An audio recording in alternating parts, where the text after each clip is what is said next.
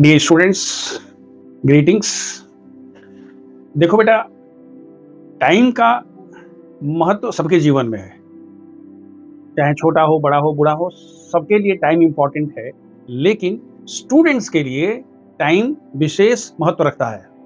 इसका कारण क्या है? इसका कारण ये है कि स्टूडेंट लाइफ के लिए डेडलाइंस होते हैं, वैलिडिटी पीरियड होता है।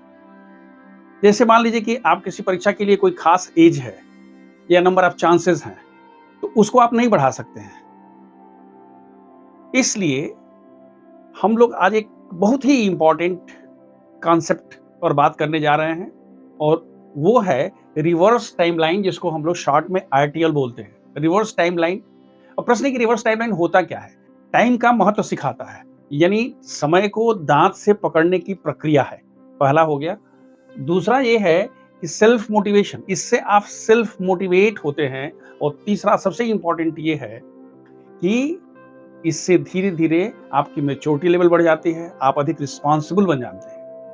अब प्रश्न ये है कि भाई ठीक है, तो हमको समझ में आ रहा है कि भाई ये इसके फायदे हैं, लेकिन ये होता क्या है?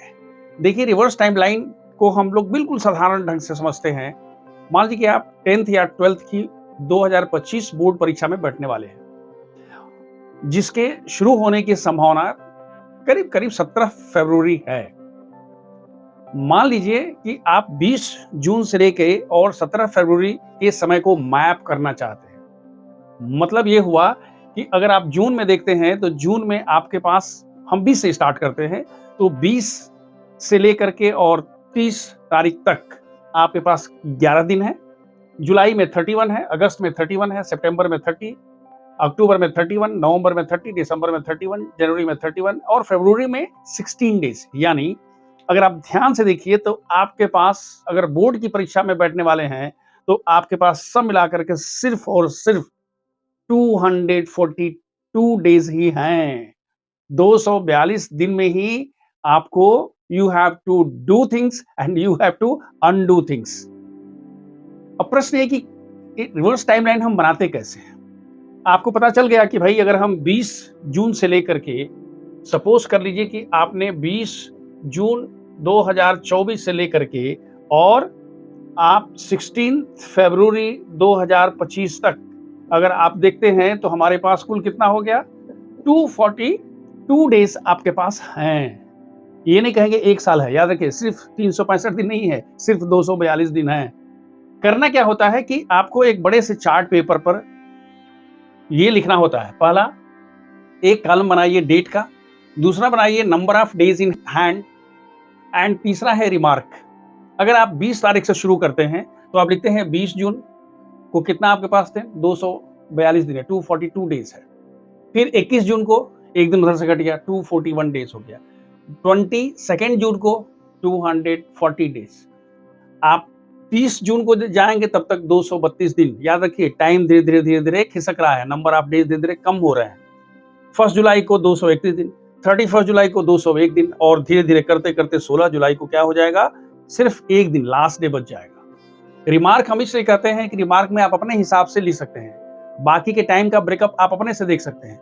लेकिन अगर आप ये लिख लेते हैं, 20 जून को आप जो भी प्लान करते हैं, और जो ही ये खत्म होता है, आप कहते हैं कि भाई ये मेरा कंप्लीट हो गया, तो अब आपके पास ध्यान कहाँ जाता है? 241 डेज में। ये जब खत्म हो जाता है, तो आप क्या होता है, प्रैक्टिकली इससे क्या फायदा होता है? देखिए, इससे पहला फायदा ये होता है कि आपके अंदर एक अवेयरनेस आता है। आप, you are aware of time, भाई मेरे पास इतना ही दिन रह गया है।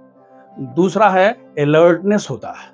याद रखिए, पहला अवेयर हो गए, सबसे पहला क्या हो गया? पहला आप हो गए अवेयर, दूसरा क्या हो गए? अलर्ट। आप अलर्ट हो जाते हैं कि भाई हाँ, हमारे पास टाइम जो है वो अब कम हो रहा है, इतना ही टाइम बच गया है। अगर आप सीरियस स्टूडेंट्स हैं तब। ये दूसरा है। तीसरा ये है कि आप वैल्यू एडिशन करते हैं, यानी आप असेंडिंग ऑर्डर में शुरू हो जाते हैं। असेंडिंग समझते हैं? असेंडिंग शुरू हो जाते हैं, ऐसे जब बढ़ते हैं उसको हम असेंडिंग बोलते हैं। मतलब क्या हुआ भाई, आपको कहाँ पहुंचना है? आपको पिनाकल पर पहुंचना है, आपको अपने लक्ष्य पर पहुंचना है। तो जब तक आप वैल्यू एडिशन नहीं करेंगे, चलना नहीं शुरू करेंगे, तैयारी नहीं शुरू करेंगे, तो असेंडिंग कैसे हो? असेंडिंग समझते हैं ना? बढ़ते हुए क्रम में बढ़, जिसको बोलते हैं आरोही क्रम में। तो अगर आप एक पहाड़ बनाते हैं, यहाँ पहुँचना चाहते हैं तो इसको हम असेंडिंग बोलते हैं। तो आपको असेंडिंग ऑर्डर में पहुँचना होता है और एक बार अगर आप में ये अवेयरनेस आ गई, तो फिर आपको जो भी आपके मन में है, जो भी आपका लॉन्ग टर्म या शॉर्ट टर्म गोल है, उसको आप अचीव कर सकते हैं, उसको आप अकम्प्लिश कर सकते हैं। इस तरह से मैं आपसे उम्मीद करता हूँ कि आप निश्चित रूप से रिवर्स टाइमलाइन बना लेंगे, शुरू हो जाएँगे, अवेयर रहेंगे और सफलता आपके कदम चूमेगी। ईश्वर से हम प्रार्थना करते हैं कि ईश्वर आपके साथ रहे, सद्बुद्धि दे। God bless. Thank you.